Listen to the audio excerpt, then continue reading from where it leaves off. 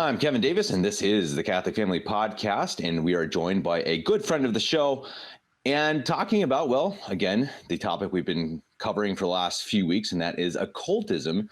Occultism, we've covered kind of occultism as a general. We talked about the Waldorf schools. We talked about rock and roll, which we may come back to in the future as well as something that people, I don't know if enjoyed is the correct word, but learned a lot from. As always, I really appreciate having Introibo on the show to discuss such an important topic.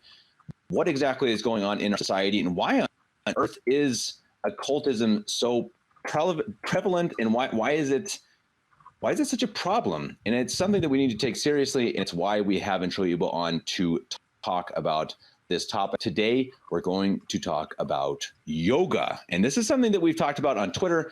And I know it's something that people have heard probably rumblings about yoga having, some issues with it, or, some of these darker sides, or it's kind of religious. We're going to talk about it today, but be sure to go over to Introibo's blog and check out all of his material. He's been posting for years. He posts every Monday, and it is all excellent. It's really legitimately, everyone I've read, I've absolutely loved, and I have learned a lot from. So go check it out, introibo.altaridaei2.blogspot.com. I will publish that link in the show notes. Introibo, after that long introduction, please, wherever you want to begin with yoga.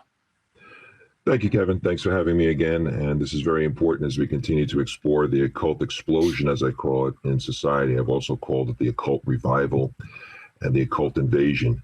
And that's what we are experiencing today. If any of your listeners would like to listen to the first podcast we did at the introduction to yoga part, that might be helpful if I mention something that they're not quite sure about. For example, today I'm going to you're going to see in yoga, once again, I said that there are three basic elements in the occult, one of which is moral and cognitive relativism, the idea that there is no fixed standard of good and evil, and that there is no truth. And you hear that a lot of times with millennials saying, this is my truth as opposed to your truth, like we're living in two different universes.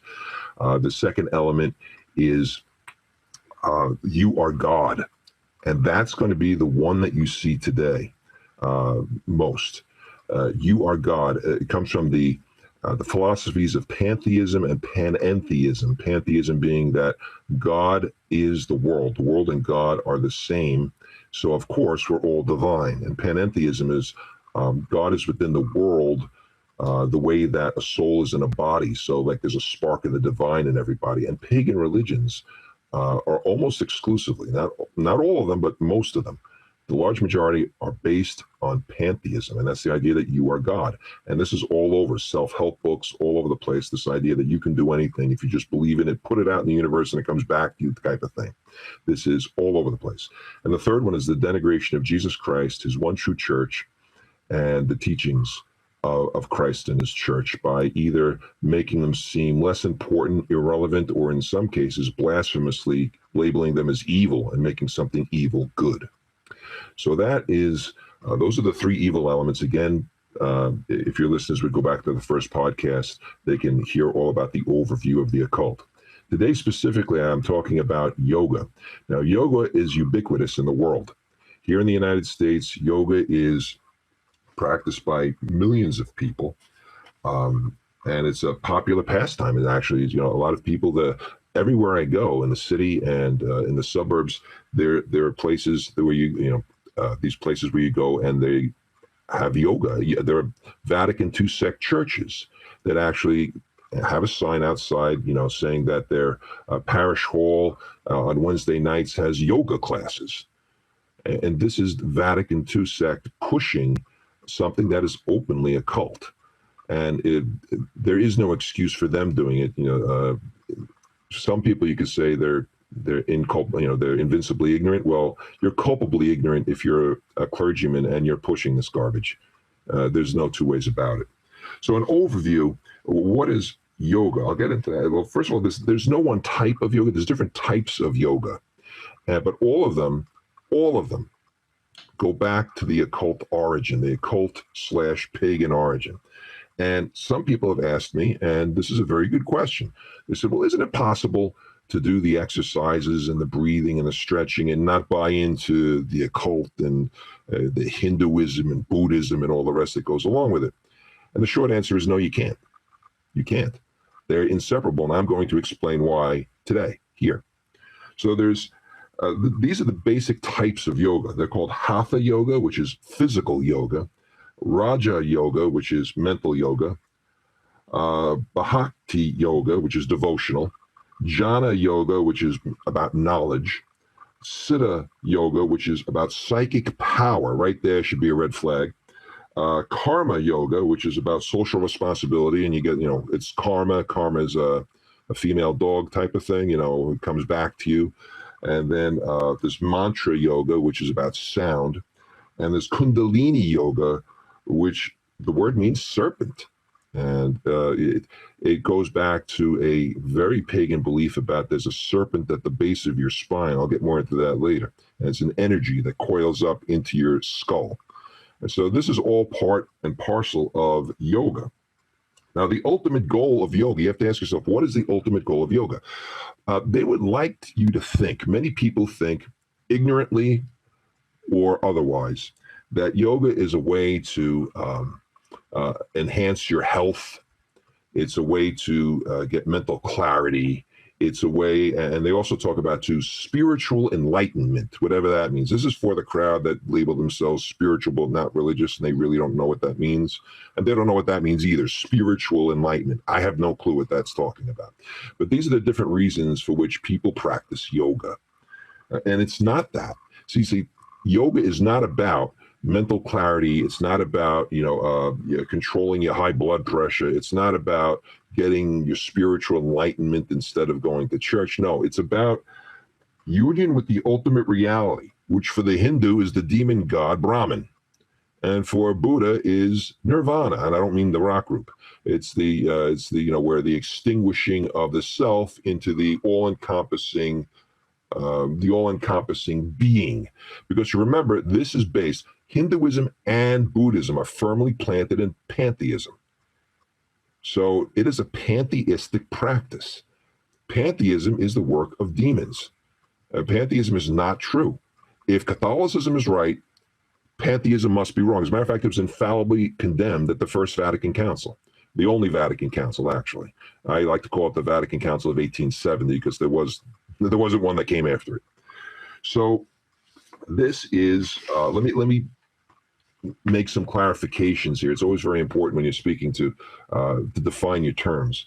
So yoga is, in any of its forms that I just mentioned, there are some differences in the postures and the way you breathe and the rest of that, but basically all of it boils down to the use of breathing exercises and physical postures and meditation for alleged improved mental functioning, health maintenance, and spiritual enlightenment. That's the definition, the popular definition you will find in all of these yoga books if you go to your local library.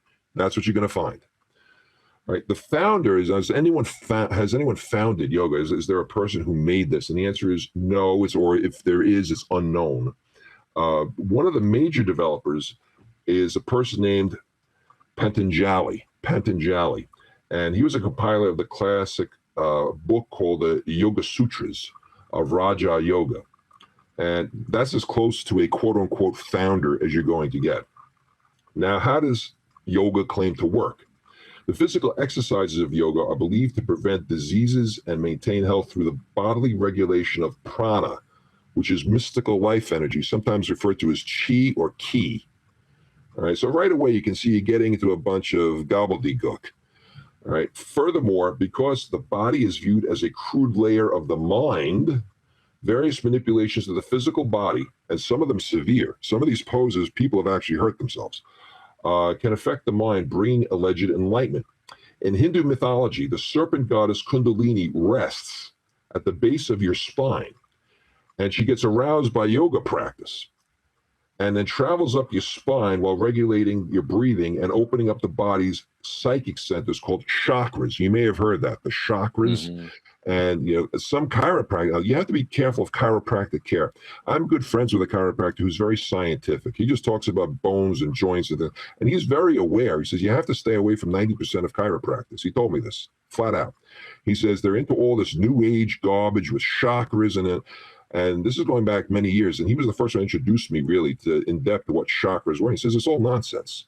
There's supposedly energy centers, and if you touch a certain place, it'll relieve. This is incredible. This is incredibly wrong. He says there is no scientific backing for any of this, but you'll have these people speaking the gobbledygook. And here you are, with your insurance and co-pays and everything else for something that is unscientific at best, and pseudoscience, if you want to call it that, and occult at worst. So why would you? So be very careful if you're going to a chiropractor. See if they're scientific and make sure if they start talking about they're going to manipulate your energy and chakras and that, run. Don't walk, run if you can, because you're probably there because you're hurt. But get there as fast as you can and get out. So when this serpent gets to the top chakra called the crown chakra, okay. It permits the merging of Shiva and Shakti and gives enlightenment. This is occult. This is directly from pagan scripture. This is pagan. All right. Now, scientific evaluation. Has there been any scientific evaluation? And you're going to go recently, this is being pushed by people of the American Medical Association. Believe it or not, some doctors are actually saying that yoga is good. Yogic powers, if you want to call them that, and abilities have been scientifically studied, such as Elmer Green's had research with this guy, Swami Rama, who was a big yogi. Yogi is a person that teaches yoga. But it's an occult practice, and it's very hard. The research is tied to people claiming they have gotten better. But in science, you have something called the placebo effect and the nocebo effect. And whenever you have a medicine, see, this wasn't done in the double-blind study. Double-blind studies when no one knows, for example, you have a medication. Let's say I get a new medication for hypertension, and I want to see if this medication really works or not. What I would do is I would take 100 people of roughly the same age and medical conditions, etc., trying to get them as same as possible, and divide them into two groups. And I would tell all of them that they're getting this wonderful new medication, which is going to help significantly lower their blood pressure more than their current medication. So they all get this idea, and you really impress on them the idea of how wonderful this medication is. And then half of them, unbeknownst to anybody, except the experimenter, even the doctors and the nurses don't know, are getting a little sugar pill. And the others get the medicine. And then afterwards, they have to see who's registering better high blood pressure. Now, interestingly, some people in the placebo group will get better results than they have ever gotten, and all they got was a sugar pill, and they're off their medication because they believe it will work. It will work. Now, the nocebo effect is the same thing. It's very dangerous, though, when you do that, and there's all kinds of ethical problems because the nocebo effect is you tell somebody something bad is going to happen. Like a side effect is you're going to have horrible headaches, and these headaches are so bad you're not going to be able to see straight. And you have people reporting this even though they took a sugar pill. So the mind is very powerful insofar, and this is the part of yoga that is true. The mind is very powerful to make you believe things. It can actually affect you physically. Psychosomatic illness, we all know what that means, right? Somebody thinks they're sick, they become sick. People get nervous and they want to vomit, things like this. And on the opposite end, you can make yourself better. People are so manipulated into believing that yoga can bring them relief that I think they don't check for the placebo effect. I haven't seen it yet. And the evidence, like how do you measure empirically higher consciousness or spiritual enlightenment that people are claiming? It doesn't have any demarcations. There's nothing that you can say, okay, well, this person wasn't spiritually enlightened and now they are spiritually enlightened. There's no way we don't even know what those terms mean, let alone ways of measuring them. But there is evidence, and I'll get to that later, that Christian forms, the Catholic Christian meditation that you would do on a real retreat does help you and does have benefits to it. Because that's the other point I want to bring out too, is that when they talk about meditation, meditation in yoga is not meditation that you find in yoga. For example, the meditation that those of us as traditionalists are familiar with involves a deep, continuous thinking about something. Maybe the Passion of Jesus Christ, the 5 joyful or glorious or sorrowful mysteries of the Rosary, or the life of Our Lady, things like that. But yoga meditation, this pagan meditation, does the opposite. It involves ridding yourself of all thoughts to still the mind by putting it in the equivalent of a pause, hitting a pause button on your television set. A comparison would be that of a fast-moving stream of water to a still pond. When that type of meditation is employed by damming the flow of free thinking, it holds back the active mind and causes a shift in consciousness. And the shift can be dangerous. The shift can be dangerous, and I'll talk about that as well. So that's the overview that I'm giving of yoga now. Now, yoga is not only given as it's given as a placebo to many people. They're told that it's now called therapeutic yoga. Therapeutic yoga. A friend of mine that I work with said that his father-in-law is taking therapeutic yoga. So what exactly does that mean? And well, it's to produce cures, alleviation. Now there are some yoga practitioners, some yoga teachers. They call themselves either yogis or yogi masters.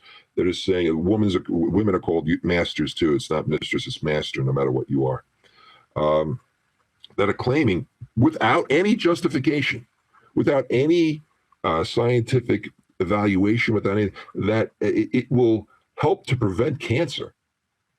And of course, who wouldn't want to be in that wonderful category of people who are less likely to get cancer? Ask them for the research. Give me your citations. Where is this that says that I am less likely to get cancer if I squat in a lotus position and look like a Buddha? And the answer is there isn't any. And they won't be able to give you any other than anecdotal nonsense. And so be careful of that. It is therapeutic yoga. And I got one little booklet that claims, and this is what it tells you it can do. It tells you that it can get you off of all your medications. Amazing. All your medications, you can drop all of them. It can cure, it can make you more clear-headed. It can cure hypertension, cure obesity, cure, cure heart problems. I mean, where is the evidence for any of this? And if the booklet has no citations in it to anything. Just somebody sat down at a computer and started to rip this out. And this is what you're looking at. It sounds like a good business. It's an excellent business. Maybe I'll be a yogi or sell a bottle of water. Huh? Hey, here's a bottle of water. It's going to save your life. It's going to change everything for you. That's what it's being sold as, and people are buying. Well, what was it P.T. Barnum said, right? Sucker born every minute. And there are people, lining. I went past one not too long ago. I'm going to say about 2 months ago. There's one not too far from where I work, and I walked past, and you can see it's a big open. There's a big open glass, pane glass in the front, and it was packed. That'd be about 50 people in there, stretching and doing all these breathing exercises. And it's also given to children now. In some of the New York City school districts, they're actually giving it as part of phys ed. But it's not going to benefit children, especially if it's an occult practice, which it is. Now, psychic Deborah Rosman, this is a psychic, is the author of 2 books on meditation for children, and she names her mentor as occultist Christopher Hills.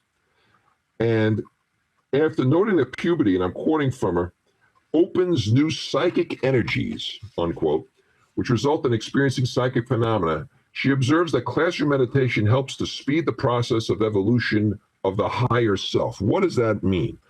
And here she encourages children to do, quote, physical yoga exercises to quiet and balance the rapidly growing and restless psychic energies of young people. Right? In her chapter, Yoga and Exercises for the Young, she says, and I quote, the real purpose of yoga exercises is to put the body in a state where meditation on the one, capital O, is possible. And if you think they're talking about Jesus Christ, he's not the one they're talking about. Physical yoga is called Hatha yoga. Hatha yoga is balancing the spiritual and physical male and female energies in the body, unquote. So using these exercises from Hindu spiritists, she tells children, quote, use your will and your imagination to direct your psychic energy to flow down your whole body into your left foot as you tense your left foot and then relax it, unquote. And she does this for all the other areas of the body. This is what the kids are doing in their phys ed classes. There are dozens of books specifically to instruct children how to do yoga. And here's some of them that I have. Kenneth K. Cohen's Imagine That, A Child's Guide to Yoga. Kirsten Hall's Yoga Kids. Abby Davies and Mark Dorman's My First Yoga, Animal Poses. Helen Garabedian's Itsy Bitsy Yoga for Toddlers and Preschoolers. 8-minute routines to help your child grow smarter, be happier, and behave better. Now, who wouldn't want a kid that's all those things? Right, you're being sold a bill of goods, a bill of occult goods. So, while yoga is a method of physical discipline, it has always had this distinct occult goal. And the real purpose of all yoga, its occult nature and physical, mental, and spiritual consequences are there. Because when we think that people should be told of its alleged health benefits, they carry with it a lot of risks. First of all, if you look how the dictionary defines, this is a dictionary definition of yoga. It says, and this is, I'm quoting now, number one, a Hindu system of meditation and self-control designed to produce mystical experience and spiritual insight. Number two, a system of physical exercises and breathing control. Okay, most people think yoga in terms of the second definition, the physical exercises and breathing control. But I'm going to show it's a mistake. When examining the true goal of yoga, you see that the two definitions cannot be separated. In other words, the one who practices yoga as a system of physical exercises and breathing control is practicing a system designed to produce mystical experiences and spiritual, that is, occult insight. Ernest Rossi, in the Department of Psychology, used to be in the Department of Psychology at UCLA, stated that yoga is designed to induce altered states of consciousness. This is, by the way, he is a well-known psychologist who has published many articles, and he is known for his research. All right, and this is what he has to say on it. And if one considers the ancient yoga science of pranayama, which is like controlled breathing, pranayama, to have relevance, one must admit that the manual manipulation of the nasal cycle during meditation, called Dhyana, is the most thoroughly documented technique for altering consciousness. This is what a psychologist is saying. For thousands of years, these techniques for subtle alterations of the mind have been codified into the classical texts. So we're dealing with something that has the ability to change your mind and to manipulate the mind through these breathing exercises and the body. So for the people who recommend yoga as a way to loosen your muscles, keep fit, maintain health, it's physical exercise and nothing more, and it doesn't have anything to do with religion. It doesn't have anything to do with the occult. But they don't properly understand the nature and purpose of yoga, what the true nature and purpose is. Yoga is more than an innocent form of relaxing your mind and your body. One reason that yoga clearly belongs in the category of religion is because the classical yoga texts reveal the proper yoga practice incorporates the goals of occultism. Allegedly, it will not only result in a sound mind and a healthy body, but in a spiritual enlightenment. But a sound mind and a healthy body as defined in yoga are different than what most people normally think. Yoga philosophy teaches that mind and body are one. See, there is no distinction between mind and body. And in yoga theory, to influence the body through yoga practice will result in powerfully influencing the mind as well. And that's the goal. So how does yoga theory maintain that the body can dramatically influence the mind, producing major experiences with altered states of consciousness and this so-called spiritual enlightenment? In yoga theory, the body is really a crude layer of the mind, and both are aspects of the continuum of alleged divine consciousness that is awakened by yoga practice. You can see here the pantheism coming through. You're getting this enlightenment, this divine enlightenment. All right. Therefore, manipulation of the body is the equivalent to manipulating your mind. This is why the physical postures of yoga are designed to manipulate your consciousness towards a specific occult goal. Yogi authority Gopi Krishna comments, and this is a quote, "All the systems of yoga are designed to bring about those psychosomatic changes in the body which are essential for the metamorphosis of consciousness. A new and divine center presently dormant in the average man and woman has been activated, and a more powerful stream of psychic energy will be awakened," unquote. Yoga practices and breathing are designed to awaken psychic energy and bring about dramatic changes in your consciousness. So what is the final goal of yoga practice and those altered states of consciousness that it generates? The end purpose of the individual to realize that he or she is one with God, that you are God. Right back to the occult, one of the three occult elements that I spoke about. Right? Whatever school of yoga is used, Hatha, Raja, all the ones that I mentioned before, and whether it's comes directly from Buddhism, Hinduism, Taoism, all right, tantric, or whatever other religious tradition, the goal is the same. Occult enlightenment is achieved by the internal manipulation of these occult energies called ki, chi, prana, leading to altered states of consciousness to produce awareness of your inherent union with God, the ultimate reality, so that you are God. All right. So some yoga teachers employ yoga deceptively. They know exactly what it intends, but hopes to enlighten people on the sly. Yoga will achieve its own transformation in people, so there is no need to mention its controversial religious, especially occult aspects. Dr. Judith Lassiter, in her article entitled Yoga, an Ancient Technique for Restoring Health, states, on the one hand, that, quote, yoga is widely used as a palliative for various physical problems, unquote, but she agrees that the real goal of yoga is to enable the individual to, quote, perceive their true nature, unquote. The mind and body are both aspects of the nature of divine consciousness, and it is yoga which allows people to discover this as their true essence. One basic assumption of the Yoga Sutras, that's standard text of yoga, is that the body and mind are part of one continuum divine essence, and the mind being more subtle than the body. So it is the foundation of the yogic view of health. The interaction of the body and mind is the central concern of the entire science. As the body and mind are brought into balance, so to speak, then health, the individual will be able to perceive their true divine nature, that they are part of God, that they are God indeed. And this will allow life to be lived more freely and spontaneously. So when Westerners employ yoga techniques as a means to improve their health, they should understand that they can be producing subtle changes in themselves, which will have dramatic spiritual consequences that will not be for the better. Regardless of the school or spiritual tradition or what the yogi claims, yoga practice tends to alter a person's consciousness in an occult direction. Even when it is practiced innocently, it can eventually produce dramatic occult transformation. I have a quote again from the good doctor. Personality changes can be brought about in Hatha Yoga by changing the body so that it influences the mind. There have been studies on this. And consider the experience. Now, this book scared the living daylights out of me. It's from 1989, but it's still sold on Amazon. It's still it still sells well.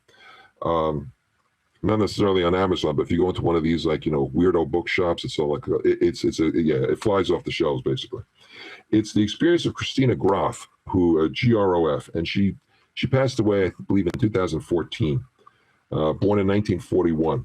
Prior to experience with yoga, was an average housewife with normal plans for her life.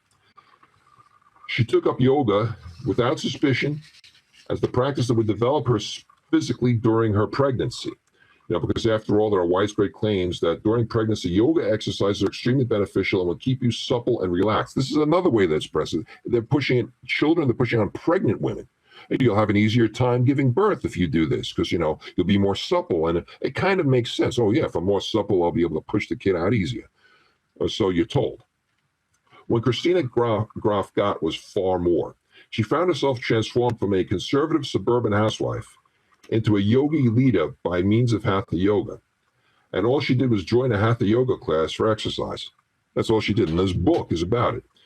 All right. It's actually called Spiritual Emergency. And when Christina Graf got into this, it prepared her for the Lamaze breathing method, which is very much like yoga. It's not yoga, but it's very much like it. She felt an enormous spiritual force being released in her. These are her words. All right. And she didn't understand what was given. And she had to get morphine so the baby could be born, because she started having pains, and she started having to more and more of these like experiences where she felt a presence. All right. After starting yoga. After starting yoga innocently, to give birth to her child. All right. And she threw herself into yoga, although not acknowledging it as a spiritual tool. She met with a Swami, and that blew the lid off of everything. That Swami served as a catalyst to awaken what she calls resisting, which was the Kundalini, the serpent of life force coming up. So an innocently practiced yoga for exercise routine led to numerous psychic experiences that had a cumulative impact of dramatically changing her life. She then became a disciple of the Hindu guru, Muktananda, and then a leader herself in the yogi occult movement, with a specific mission to assist people who are having spiritual emergencies from their occult practices and help them to properly interpret and successfully integrate the divine experiences into their lives. Now, if you want to go, she started, it's still up and working. It's called SEN, S-E-N. And it's the Spiritual Emergence Network in the United States, USA. And it's at spiritualemergence.org. You can go look it up. This is not something I just cooked up. All right. If you go there, you're going to say, what is it? It says, we are expanding our national referral directory to cover all 50 states and major cities. If you are a licensed counselor, psychologist, psychiatrist, integral medicine practitioner, or an unlicensed but trained or certified spiritual counselor, whatever that means, I have no idea. Coach, shamanic practitioner, a shaman who has expertise in spiritual or religious issues connected to mental or physical problems, and you want to offer your services through us, please complete the following application form. And when you go to their list of, I wanted to see their list of participants. If you're having a spiritual, and now the spiritual emergency is caused why? It's caused by the Kundalini awakening. Most of this revolves around yoga. These people they're losing their mind. They believe that they're losing their mind. They start having hallucinations and things like this. And these people lead them to believe that they're God. And that's what's going on here. They have, let me go here. I'm looking at this right now. Here, one of the board of directors, these people they send you to, these are all the quacks. I mean, total quacks. There's this, on the advisory board here even, Susanna Bustos, who teaches entheogenic shamanism. Now, if you're not aware of what that is, entheogenic shamanism is the use of like LSD and hallucinogens to induce spiritual experiences with the spirit world. What?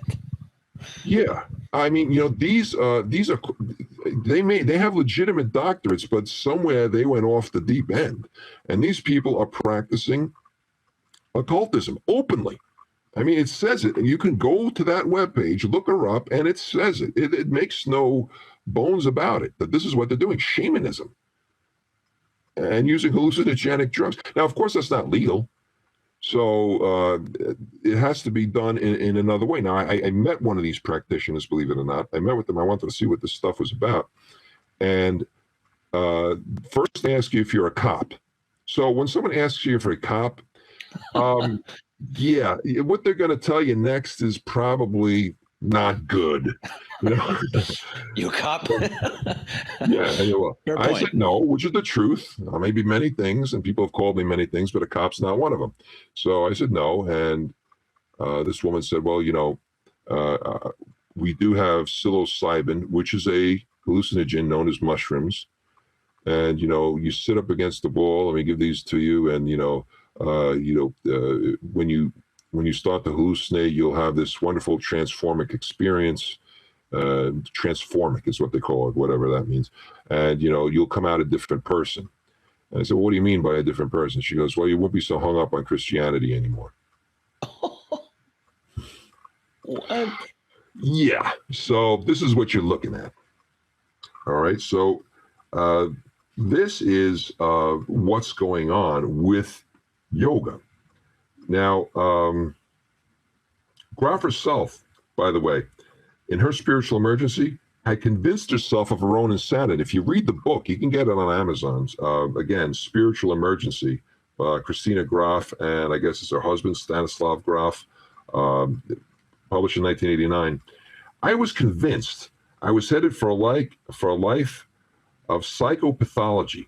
I was afraid I was going crazy. Practicing yoga. This is what she's talking about, right? Nevertheless, counseling through occult philosophy put matters in their proper perspective. Her marriage ended, which she said it was destined to do anyway. And the late popular mythologist Joseph Campbell helped her to recognize, quote, the schizophrenic is drowning in the same waters in which the mystic is swimming with delight. It sounds like a fortune cookie gone bad. I don't know what that means. All right. He referred her to get LSD. See, here we go again. Here we go back to the shaman, the hallucinations, auditory visual hallucinations, and you think this is going to make you better. Am I missing something here? I guess I am. If I hallucinate, that's not a reason to think you're getting better. So nevertheless, she took LSD, and the rest is history. She has the Spiritual Emergency Network. Well, not her anymore, obviously, she passed away, but the board of directors are carrying on her work, and they publish a significant amount of literature in the field of occult metaphysics. And everything is around transforming yourself and getting better through occultism. And it inhibits discernment of the true issues involved. For example, in the case of Kundalini Yoga, symptoms of mental illness that many people have claimed they have experienced, and demonization, like they're hearing voices and things like that and feel a spiritual presence, are gratuitously redefined as emerging manifestations of their divine consciousness. See, it's not that you're hearing voices and something evil. No. See, that's your God within speaking to you. So crazy. Well, I just saw, sorry, real quick. I saw a number where online, a tweet, the number of people on psychiatric drugs in the U.S. is 76,940,157. And that's, who's that according to? Data from the IMS Health Corporation, et cetera. So it looks pretty legitimate. So 76 million people in the US are on psychiatric drugs. So I just wonder if maybe some of this could stem from something like yoga, and the idea of, and I think it's a really interesting question, that this idea of yoga, or that we ourselves are the solution, that we are the gods. I really think that's a pandemic, and that people don't know how to handle anything, right? If anything goes wrong, they can't turn to God. They can't turn to the confessional. They turn to what? Psychiatric drugs or LSD, I suppose. Crazy. Yeah. Yeah. A lot of things are overprescribed. And some people, of that figure of the 76 million, I'm going to bet there's millions more self-medicating through other things. True. Yeah, True. that of which we have no record for obvious reasons. And just like, the woman that I visited, I just wanted to see what was going on, who asked me whether or not I was a cop. And again, the people who go to her and get these psilocybin, these mushrooms, this isn't being recorded. That's not included in any statistic. So, and I don't know how many people come to see her. I feel sorry for those people. You know, I duly reported. Well, I thought something wrong was going there, but you know, they're going to evade detection by the police. They're going to evade the detection by the police because you know they do it in such a way that she's not going to have it anywhere that it can be found. She's only going to bring it at specific times for specific clientele, and you know, and plus, you know, you get, you know, the New York City cops are so bogged down with the, you know, the burnings and the murders and everything else that goes on here that, you know, some woman trying to give somebody a trip on on acid is not going to really get their attention. I hate to say it, but it's true. They're just not going to do anything about it, you know. So, but you have like a moral duty to do as much as you can. Sure. And so, do you think that yoga is a gateway to even possession? Without question. This woman, Christina Graf, now she claims I am convinced of the fact that she was, I don't know if this had to the time of her death, but at the time of the reign that she was possessed. You don't go from being a conservative housewife to this, you know, extreme opposite of everything that you were prior, and preaching all these occult doctrines about people being God and, you know, tripping on acid and all the rest of it, unless there is now physical possession. Definitely. Do I think she was possessed? She was definitely obsessed, you know, from without, if not possessed from within. I definitely think, do I think an exorcism? Now, I'm not an expert, but I think had any traditional bishop or priest checked her out, they probably would have recommended an exorcism. It's just, you know, when you start hearing voices and all the rest of this stuff, it's now, yes, can it be mental illness? I don't want to jump the gun and say to everyone who hears voices is, you know, mentally ill. That's not true. Is possessed. It's mental illness. But there's too much of the connection with the occult and the practice, and you know, then all of a sudden they're fine again once they realize they're divine. Almost all of them say that afterwards they feel fine once they do this. Now, mental illness doesn't get better. You know, if you're hearing voices, you're going to continue to hear voices, and the voices usually continue to do something to tell you do something bad, or these visions. They don't have but these specifically seem to lead somewhere. And that once you go where they want you to, they leave you alone. So to me, yeah, I think that's demonically led, and I believe that is, in some cases, demonic possession, definitely obsession, and it is a danger, and you're putting yourself in that danger every time. I mean, she didn't go into yoga, Ms. Grafia, for the purpose of spiritual enlightenment. She thought it was an innocent physical practice, and she wanted to help give birth to her child because she'd be more supple. Very innocent. And look where it ended up. Now, of course, you know, I'm always going to get the naysayers that say, but I've done yoga for 23 years and nothing's happened to me. Well, good for you. You know what? I know somebody who went drunk driving 10 times and didn't kill himself and somebody else, but I wouldn't actually tell you to go get drunk, get in your car and drive around and see if it's safe. Right. It's inherently dangerous. And if you happen to escape it, God bless you.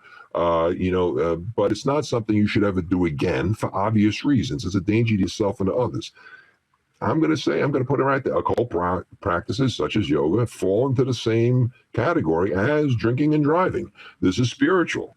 And the spiritual is, what does Christ say? Christ says, don't fear those who can destroy the body only, but who can destroy body and soul in the flames of hell. Don't we read that? Yes, we do. So, yeah, okay. So if you're lucky, you're going to continue doing it? You know, you're going to continue to drive drunk because you did it X number of times and nothing's happened to you?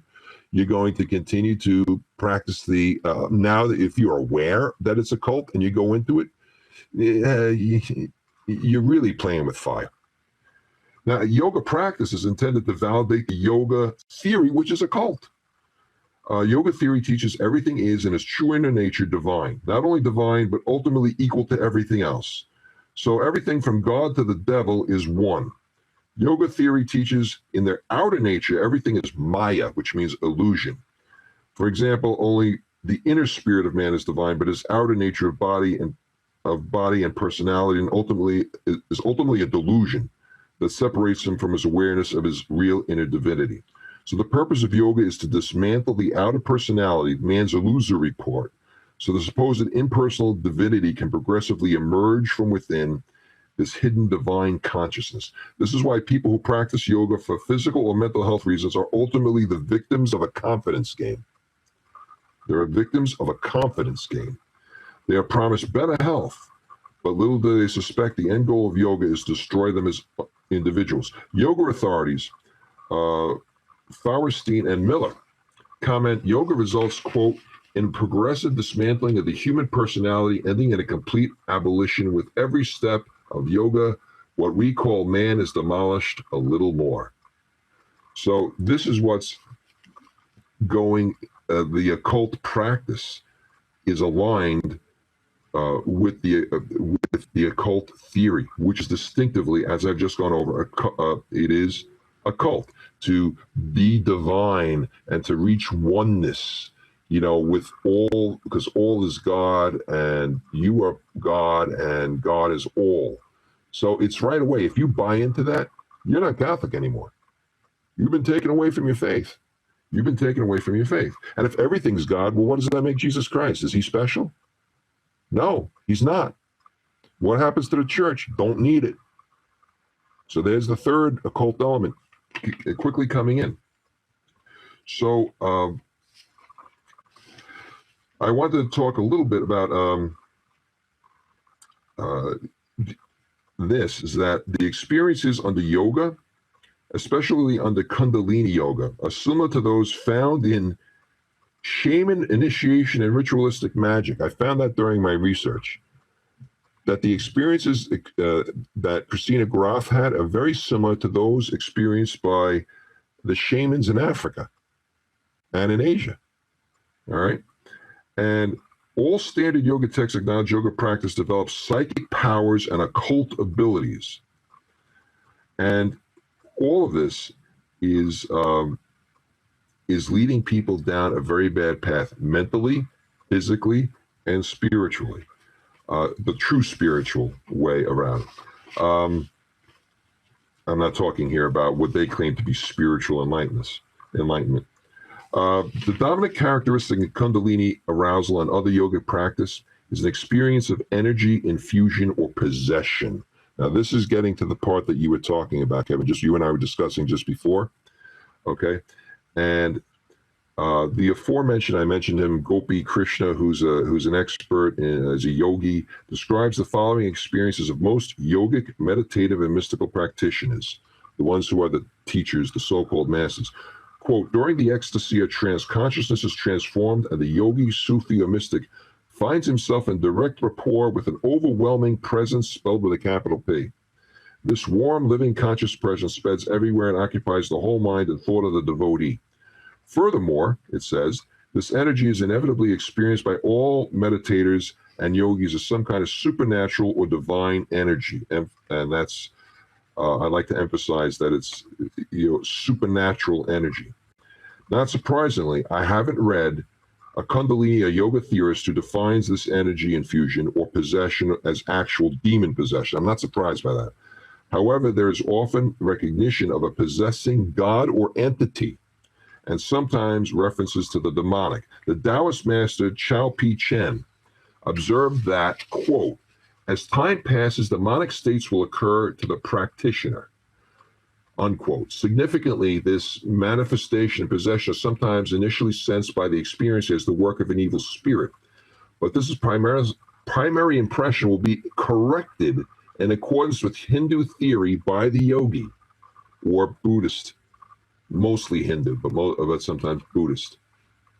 And they'll tell them that it is a divine process that you're going through. It's not evil. But when we examine the specific characteristics of this arousal and its energy manifestations, we discover it is far more easily interpreted as a result of demonism than anything divine. A perusal of the standard literature, which I've done, reveals the following characteristics. Kundalini energy is admittedly occult. It is personal and supernatural. It can function independently of the person. It permeates and infuses the individual. These facts do not suggest we are dealing with an impersonal energy. The facts suggest we are dealing with a personal demonic spirit, plural, singular or plural, whose goal is spiritual deception and personal ownership. Sooner or later, the person experiences Kundalini arousal and a sort of spirit possession. And from that point, it has been noted that their behavior changes exceedingly. People who were formerly churchgoers stop going and start getting more and more into this stuff. And they retreat from anything that smacks of Christianity. Is that a coincidence? I don't think so. So consider the frightening descriptions that some people, I wrote down what some people had said under the influence when they were practicing, when they had this awakening. And it said, I felt really frightened as the power seemed something which would consume me, unquote. It seemed as I was being controlled by a power which made me do all these things, some I didn't want to do. I no longer had a will of my own. And they were told that this was a normal process in yoga, right? Kundalini arousal, like shamanism, involves some form of spirit possession or spirit obsession, and it could be temporary, or it could be permanent, and it can even, in some cases, if you continue to hear those voices, was it insanity, or was it, did the constant possession by the demons cause the insanity? Don't forget, wasn't there a man in the Bible who was considered insane? It was because he was possessed, and his madness left him when our Lord exorcised him, right? We see that. We see a clear example in the Bible. So, well, it makes me wonder what the 70 million psychiatric drugs, I mean, I'm not saying everyone is possessed, obviously, of course not, but it makes you wonder, how many of these people, that their psychiatric issues are coming from the devil. And I think that, I think that's what's so important about this series, is that this is stuff we got to take seriously, folks. This is not a game. This is not something we mess around with. It's like, it's like a Ouija board, these just, why mess around with it? I mean, why even tempt it? Why try it when you can do something else? I mean, stretching is fine. Breathing techniques are fine. Just don't combine them in this thing called yoga that is clearly, as you've very well explained, it's a cult, and it's likely just straight from the devil. Because I mean, we know very well false deities are demons. That's a fact. We know that. So I mean, if this comes from false religions and they're led by false deities, then well, hey, there you go. It's demonic and pagan at that. I mean, it's not even something that's not that. I mean, that's false too, but it's not even monotheistic. It's completely and utterly a worldview at odds with the very basics of the true Christian faith. And when you're dealing with something like that, it's not something you want to. There's lots of things that you can do. For example, I'm glad you said that, because the last couple of things I wanted to touch on before I finish talking with you is that there is that I have found some literature, not much, but there was a couple, and I'm glad they're doing that. It says that meditation, that Catholic Christian meditation, the way that we meditate on retreat, let's say, or with the rosary, and they also included Protestant meditation of the conservative sects that think about our Lord from various Bible passages. It promotes, here's what they found, promotes experiencing positive emotions, improved emotional health, improved focus and memory, because you're concentrating on these mysteries of the rosary or Christ's passion and death. And there is a research study. Let me quote that research study, because I like that research study. Let me just pull it up here. This was in Science Direct, and it's mindfulness meditation improves cognition. Evidence of brief mind. Now they're not talking this one. Mindfulness meditation is not something. This one talks about. It improves cognition. Mindfulness meditation, but they're not talking about the. They're not talking about occult meditation here. Mm-hmm. They're not talking about occult meditation. And they're talking about, even though I said mindfulness, it's really a mystery. You have to be very careful. Again, you have to be very careful when you look at these things. That's why when I first looked at it, I was like, okay, this isn't going to be good, but it was. You can have improved physical effects because when people, it's kind of when people feel close to God, they have kind of like the brain releases serotonin and it makes you feel better. Scientific studies have indicated that it can improve your sleep and lower stress-induced illness. All right, and all of that comes from regular meditation, not specifically occult meditation. So when we have something that we already use and can help us, why not use it? So that was one thing. And you can, it's certainly, there's nothing wrong with like occupational therapists. They do exercises with people all the time and give great physical benefit. That's all scientific. That is all scientific. And there's nothing wrong with doing those exercises. And not just when you're injured, you can use them. You know, I see people doing stretching all the time at the gym. Nothing wrong with it. They're not doing yoga. They're doing things to improve. There are not stretching exercises and things like that that are not connected to the occult. And when I saw the Vatican II sect pushing this, we have, it was interesting that there was someone I found online, there was a woman trying to defend the yoga practice, saying that Christianity is compatible with yoga. And where did she quote? Nostra Aetate, paragraph 2. And here's what it says. Thus in Hinduism, men contemplate the divine mystery and express it through an inexhaustible abundance of myths, through searching philosophical inquiry. They seek freedom from the anguish of our human condition, either through ascetical practices or profound meditation, not Christian meditation, or a flight to God with love and trust. Again, Buddhism, in its various forms, realizes the radical insufficiency of this changeable world. It teaches a way by which men, in a devout and confident spirit, may be able either to acquire the state of perfect liberation, or attain by their own efforts or through higher help, supreme illumination. Likewise, other religions found everywhere try to counter the restlessness of the human heart, each in its own manner, by proposing ways comprising techniques, rules of life, and shared rights.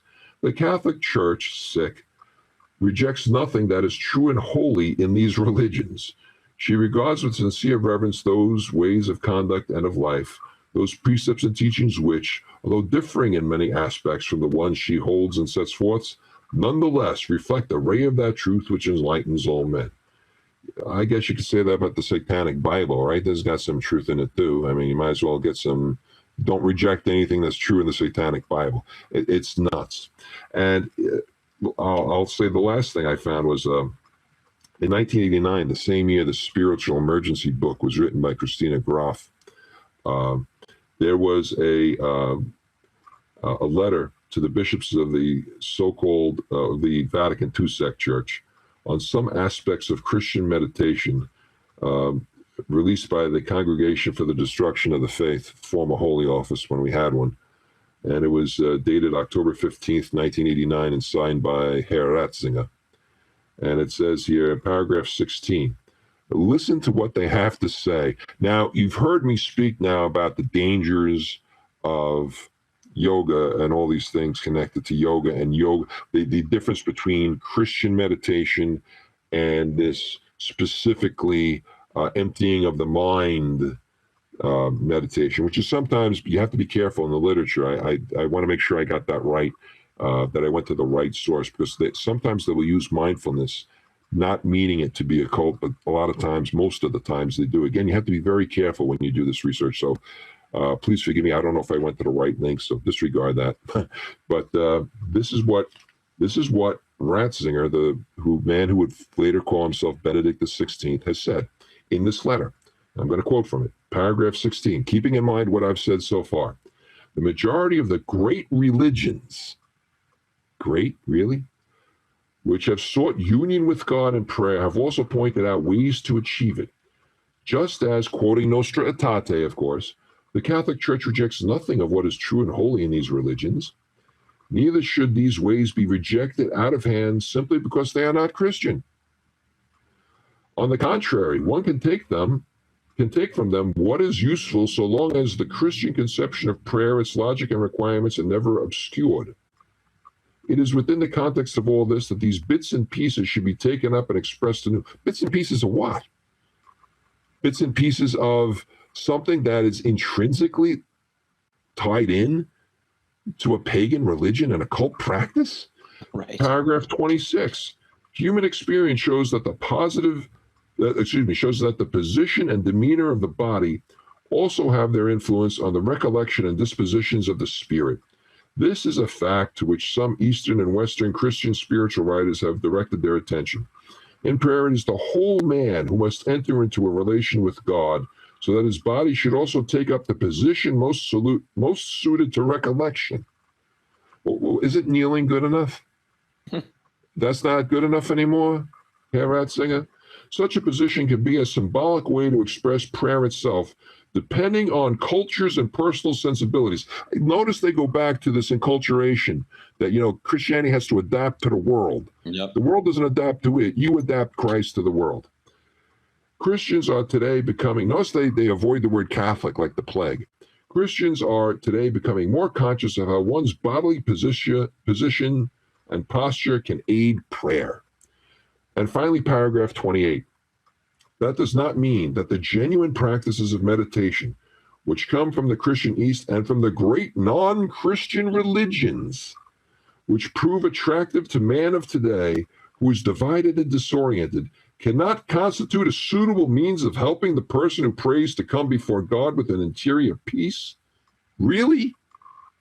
You can take this and come, and it will be a suitable means of helping the person who prays come before God with an interior peace?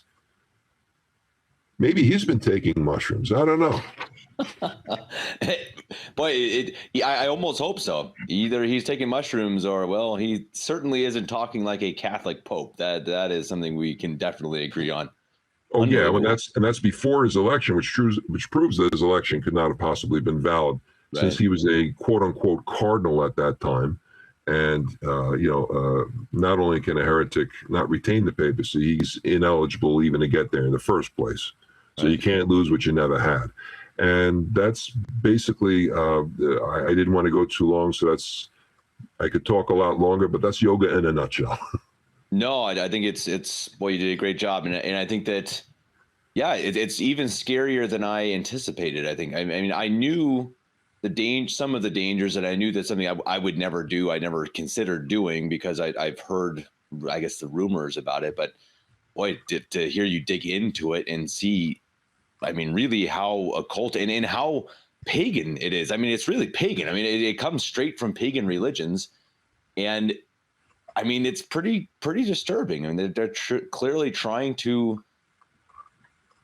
teach you things and make you feel things that are certainly not Catholic. And I think anyone listening to this, I hope they hear this and understand it. And I mean, don't take it personally. That always bothers me with this stuff. It bothers me at the rock and roll occultism too, that it's like, hey, just because you like something doesn't mean it's good.